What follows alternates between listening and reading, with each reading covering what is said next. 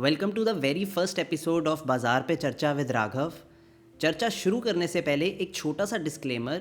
मैं summer wealth advisers का managing partner हूं, जो कि एक इन्वेस्टमेंट एडवाइज़र फर्म है। तो इसीलिए इस सीरीज़ में कोई भी बात मेरी इन्वेस्टमेंट एडवाइस नहीं होगी। मेरा मकसद आप सभी को एक इम्प्रूव्ड इन्वेस्टर बनाना है। तो चलिए आज 19 जनवरी बात करते हैं हाल ही के दिनों में मार्केट में क्या हुआ।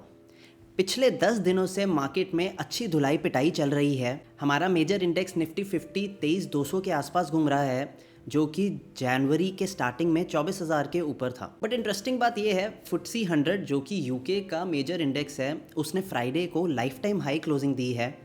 और आपको याद होगा कि जब रिसेशन फियर्स की बात शुरू हुई थी तो सबसे ज़्यादा डर रिसेशन का यूके में ही पड़ रहा था। तो मेरा मानना है बाज़ार एक ओपिनियन से नहीं चलता। हर बाज़ार में मंदी और तेज़ी के फेजेस आते जाते रहते हैं। और इंडियन मार्केट्स के कॉन्टेक्स्ट में बात करें तो मुझे लगता है बहुत हद तक नेगेटिविटी अब प्राइस्ड इन हो चुकी है इंडियन बाज़ार में। और ऐसे नेगेटिव माहौल में मुझे लगता है अच्छे बुरे शेयर सब टूटते हैं। और हाल ही के आपने 15-20 दिनों में ये देखा भी है कि अच्छे शेयर्स बुरे शेयर्स सब ने करेक्शन दिखाई है। तो वो चाहे रीज़न मार्केट की ओवर वैल्यूएशन हो, स्टॉक्स की ओवर वैल्यूएशन हो, या जियोपॉलिटिकल रीजंस हो। तो अब आप पूछोगे कैसे डिसाइड करें कौन से स्टॉक्स अच्छे हैं, कौन से स्टॉक्स नहीं अच्छे आपके पोर्टफोलियो के। तो उसका मैं आपको एक फंडामेंटल वे बताता हूँ। आपको दो चीज़ें देखनी हैं। फर्स्ट चीज़ ये है कि क्या तेज़ी के माहौल में आपके स्टॉक्स आउट परफॉर्मेंस दिखा रहे हैं। अगर येस तो वो आप डेफिनेटली होल्ड कर सकते हैं। अगर नो तो आप उनको जल्दी से जल्दी बाहर का रास्ता दिखाइए। सेकंड चीज़ जो आपको गॉज करनी है वो है अर्निंग्स मोमेंटम। Q3 FY25 का रिजल्ट्स आ रहे हैं और आपको ये चेक करना है कि आपके स्टॉक्स जो आपके होल्डिंग में हैं उनके रिजल्ट परफॉर्मेंस कैसी रह रही है। अगर प्राइस परफॉर्मेंस अच्छी है, अगर अर्निंग्स परफॉर्मेंस अच्छी है, तो ये दोनों चीज़ अगर आपके स्टॉक्स में हैं तो उनको डेफिनेटली आपको स्टॉक्स आपके पोर्टफोलियो में रखना है। चलिए एक क्वेश्चन लेना चाहूँगा मैं यहाँ पे।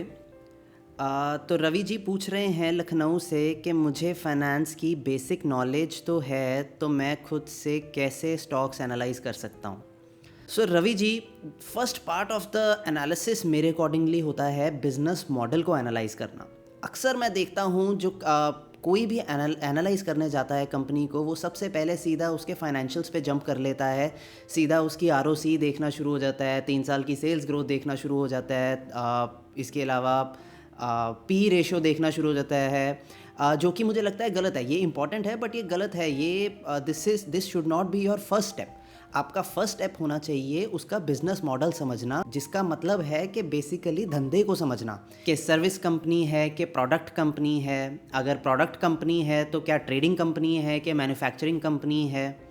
और अगर मैन्युफैक्चरिंग कंपनी है तो कितना प्रोसेस करके वो अपना एंड प्रोडक्ट बना रही है।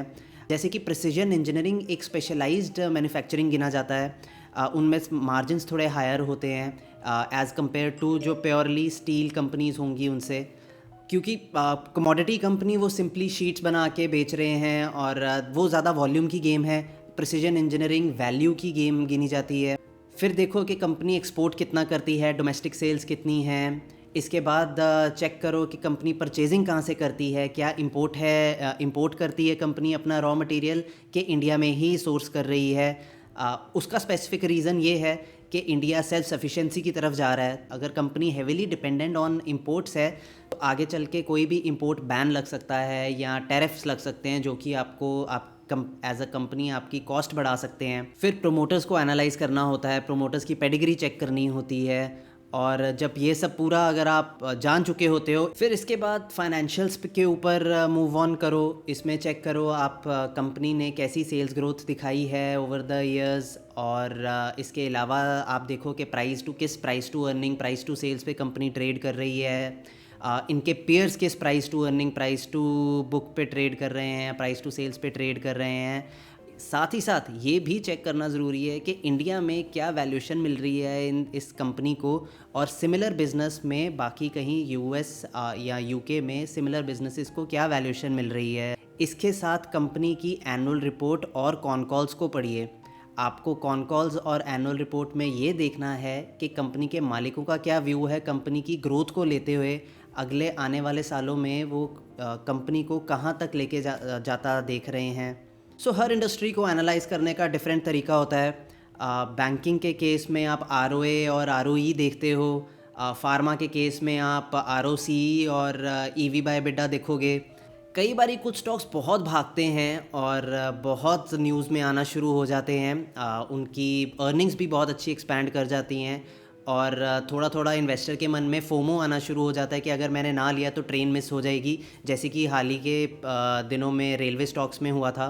ट्रेन तो मिस नहीं होती, पर एक क्वार्टर की स्लो अर्निंग्स की वजह से स्टॉक्स का यू टर्न शुरू हो जाता है और आप हाई लेवल पे फंस जाते हो। तो जब भी आप एक ऐसे स्टॉक को लेना चाहो जो कि बहुत चल चुका है और ऐसे एब्सर्ड वैल्यूएशंस पे ट्रेड कर रहा है, आपको हमेशा ये सोचना है कि क्या इसकी ग्रोथ मेंटेन रहेगी।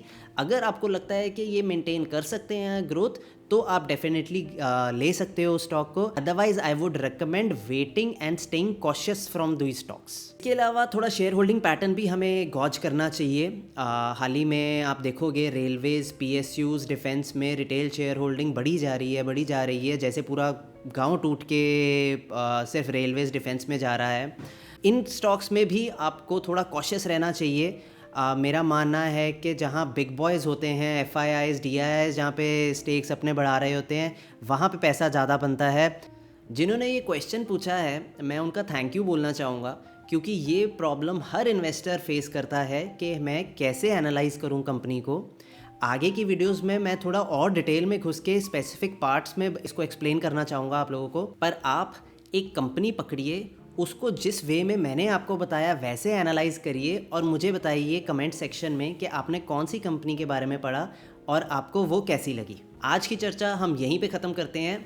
नमस्ते।